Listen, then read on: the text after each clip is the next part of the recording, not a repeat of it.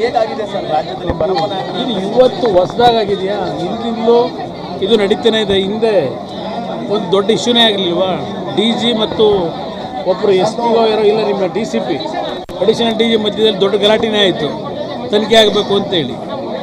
ಇದು ಮೊದಲಿಂದಲೂ ಪರಪ್ಪನ ಅಗ್ರಹಾರ ಏನಿದೆ, ಜೈಲಿನಲ್ಲಿ ಇರ್ತಕ್ಕಂಥ ಹಲವಾರು ಜನ ಕೈದಿಗಳಿಗೆ ಅವರಿಗೆ ಪಂಚತಾರ ವ್ಯವಸ್ಥೆಗಳು ಅಲ್ಲಿ ಇರ್ತಕ್ಕಂಥದ್ದು ಹಲವಾರು ವರ್ಷಗಳಿಂದ ಚರ್ಚೆ ನಡೀತಾನೆ ಇದೆ ಸರ್. ದುಡ್ಡು ಮತ್ತೆ ಅದು ಈಗ ಹೊಸದಾಗಿ ಇದೇನೋ ಒಂದು ನೆನ್ನೆ ಮೊನ್ನೆ ಹಿನ್ನೆಲೆಯಲ್ಲಿ ಅದು ದೊಡ್ಡ ಪ್ರಚಾರಕ್ಕೆ ಬಂದಿದೆ.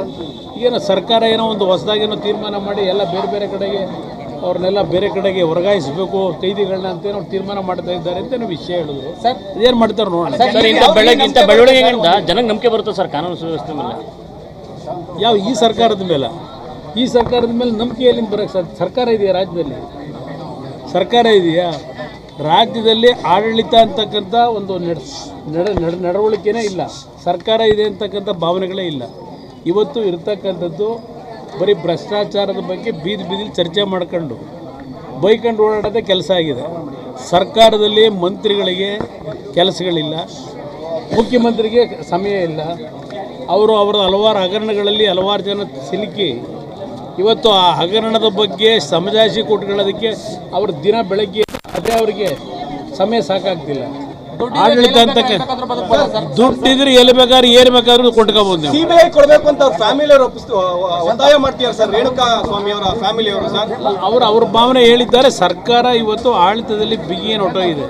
ಪಾಪ ಪರಮೇಶ್ವರ್ ಅವರು ಭಾಳ ಕತೆ ಹೇಳ್ತಾರೆ ಪ್ರತಿನಿತ್ಯ. ಏನೋ ಭಾಳ ಪಾರದರ್ಶಕವಾದಂಥ ಸರ್ಕಾರ ಕೊಡ್ತಾ ಇದ್ದೀವಿ, ಏನೋ ಹೈಟೆಕ್ ಇದೆಯಂತ. ಇದೇನು ಹೈಟೆಕ್ಕು? ಪರಮೇಶ್ವರಿಗೆ ಕೇಳ್ತೀನಿ, ಹೈಟೆಕ್ ಇದೇನಾ ಅವ್ರದ್ದು? ಪರಪ್ಪನ ಅಗ್ರಹಾರದಲ್ಲಿ ಹೈಟೆಕ್ ಮಾಡೋರಲ್ಲ, ಅದೇ ಅವರು ಹೈಟೆಕ್ ಆಡಳಿತನ. ಚಾರ್ಜ್ ಶೀಟ್ ಮೇಲೂ ಅನುಮಾನ ವ್ಯಕ್ತಪಡಿಸ್ತಾರೆ ಸರ್. ಈ ತರ ಏನು ಸಂಶಯ ಇಟ್ಕೋಬೇಡಿ. ಅವ್ರು ಮಾಡಿರೋ ತಪ್ಪುಗಳನ್ನ ಮುಚ್ಕೊಳ್ಳಿಕ್ಕೆ ಈಗ ಯಾವುದೋ ಒಂದು SIT ಇಟ್ಕೊಂಡು, ಈಗ SIT ಯಾವುದು ಚಾರ್ಜ್ ಶೀಟ್ಗಳು ಅಂತೇಳಿ ಏನು ಪುಟಗಟ್ಲೆ ದಿನ ಇವತ್ತು ಪ್ರಚಾರ ಮಾಡ್ಕೊಂಡಿದಾರಲ್ಲ, ಅವ್ರು ಮಾಡಿರೋ ತಪ್ಪನ್ನು ಮುಚ್ಚಾಗಿ ಡೈವರ್ಟ್ ಮಾಡ್ಲಿಕ್ಕೆ ಇಶ್ಯೂಗಳು. ನೋಡೋಣ, ನ್ಯಾಯಾಲಯಗಳಲ್ಲಿ ನ್ಯಾಯ ದೊರಕಬೇಕಲ್ವಾ? ಅಧಿಕಾರಿಗಳು ಈ ರೀತಿ ನಡ್ಕೊಂಡ್ರೆ ಹೆಂಗೆ ಅಂತ. ಅಧಿಕಾರಿಗಳಿಂದ ನಿಮಗೆ ನ್ಯಾಯ ದೊರಕುತ್ತೆ ಅಂತ ಹೇಳೋಕ್ಕಾಗಲ್ಲ ಈಗಿನ ಸರ್ಕಾರದಲ್ಲಿ.